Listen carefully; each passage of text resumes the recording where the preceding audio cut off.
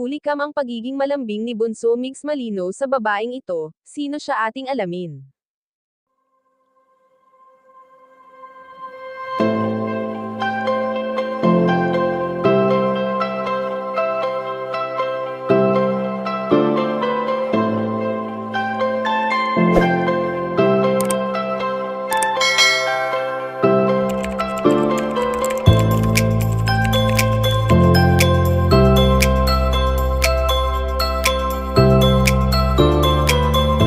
Madalas nga nating nasisilayan ang matatamis na ngiti na nagmumula kay Bunso Mix Malino.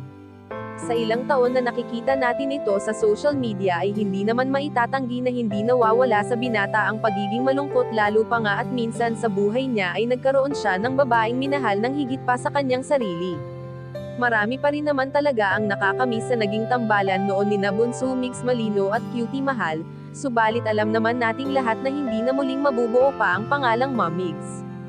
Masakit man kung ating iisipin na hanggang alaala na lamang ang lahat at magiging kwento na lamang pagdating ng panahon ng masasayang alaala na kanilang pinagsaluhan. Ngunit ngayon nang hindi na muling nagpakilala pa ng ibang babae ang binata sa kanyang buong pamilya, ay marami ang nagtataka kung paano nga ba nakakayanan ni Bunso Mix Malino na walang kaagapay sa lahat ng kanyang mga ginagawa.